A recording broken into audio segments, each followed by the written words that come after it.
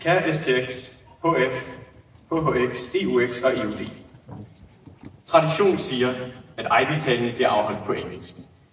Her blandt os elever har vi jo på lektio en anden tradition, hvis man kan kalde det det. Hvis en lektiebesked skal oversættes fra dansk til engelsk, så ved vi jo godt, at det tit bliver gjort på en vis hjemmeside. Så hvis nu der skulle være nogen, der ikke har fulgt så godt med i engelsktimerne, eller en anden årsag får lyst til at råbe Danish please, så behøver jeg ikke gøre det under talen. Jeg har allerede skrevet en lektiebesked til jer alle, hvor I der kan læse IB-talen.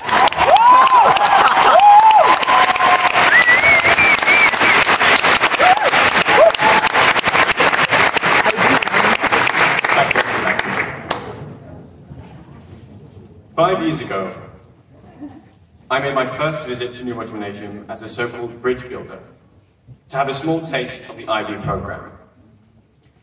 It's as if it were only yesterday that I found myself in Francesca's class, where physics was being taught in English, and where Happy Birthday to You was sung in Italian. In an environment so foreign and unfamiliar, I somehow felt at home. It was as international and multicultural as you'd expect, but it had an impact on me that I could not predict. Those 2 days filled me with an emotional adrenaline, with motivation, fascination, and an excitement that I couldn't describe. It was an excitement I shared with you when I started in Privy 2 years later. An eagerness that I'm sure wasn't only found in first V, but in first S, first T, and in first U. I think today, I would call it an excitement to learn. An eagerness to explore the uncharted territory of the vast lands of knowledge. And now, in retrospect, it seems to me that the IB is the perfect place, the perfect tool to kill it.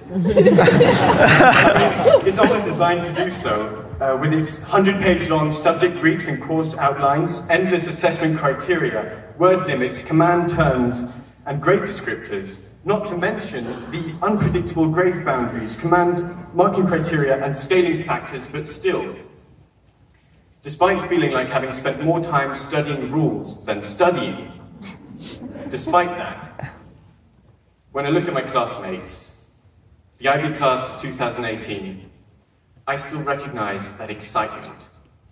Behind the frustration, the worry, and the sorrow.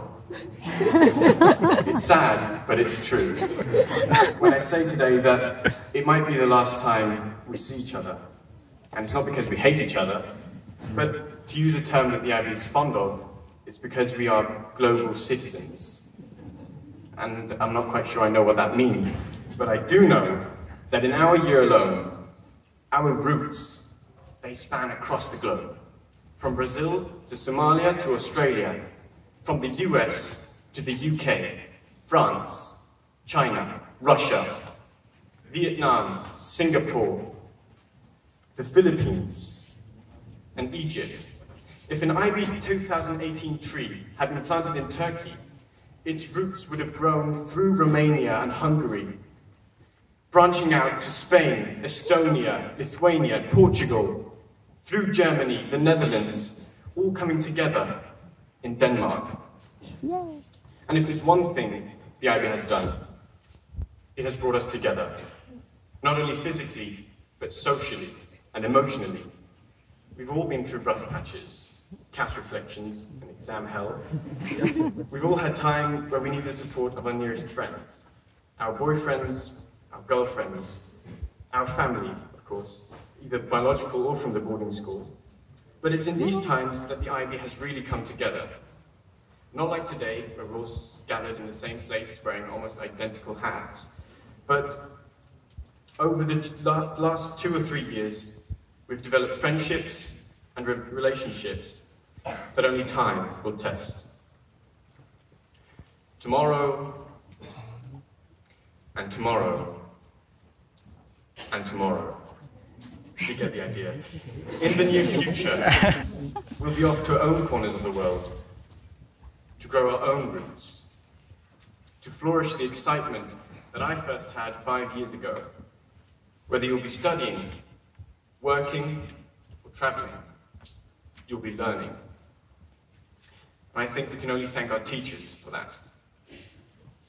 Because if there's anything we've been taught, or at least I've been taught, it's the responsibility to learn, to harness this excitement yourself.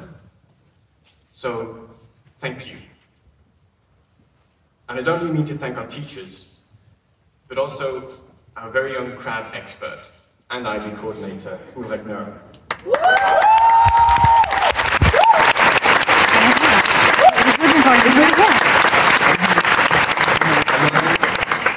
Who definitely deserves his vacation. I believe we owe it to them that today we are still excited to learn.